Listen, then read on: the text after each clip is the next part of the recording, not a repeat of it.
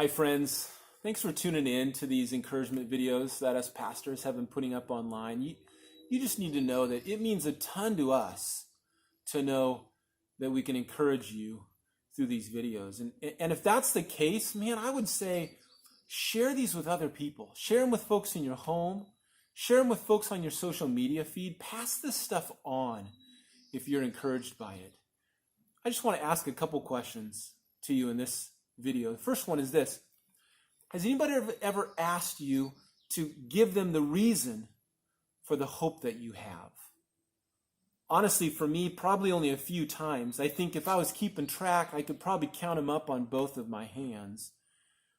We live in just such an individualistic society that those kinds of questions, they don't really fly out of people's mouths that frequently.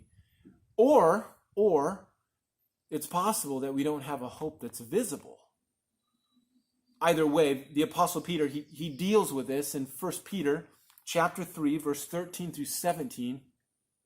And a careful reading of these verses actually turns up this repeated theme. And the theme is this. The theme is good behavior or doing good. And Peter doesn't have in mind kind of the pay it forward type of doing good. He doesn't have in mind sort of these random acts of kindness. I think what Peter has in mind is a goodness that perseveres through suffering.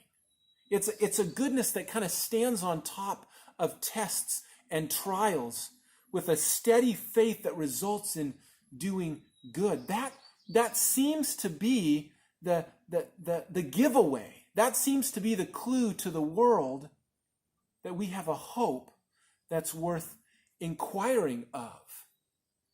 Peter says in verse 15, but in your hearts set apart Christ as Lord. Now that's the source from which we do good. That's the wellspring that kind of gurgles up in us and spills out in these good deeds that others might notice.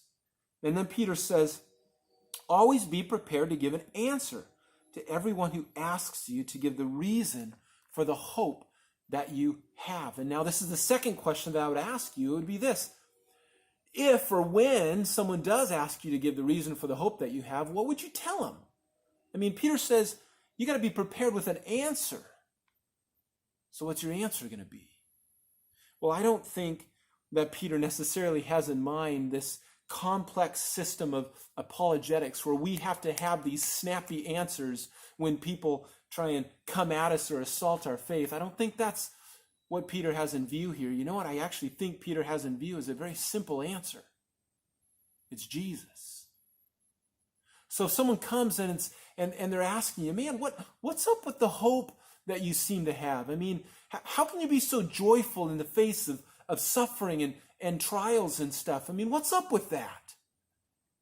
Well, I think Peter would say, with gentleness and respect, tell him Jesus.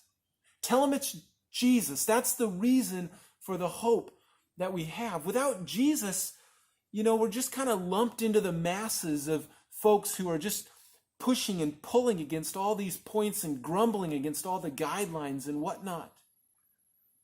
With Jesus, there's a hope that springs forth in doing good, and people will notice that. And they'll ask us, man, what's the deal?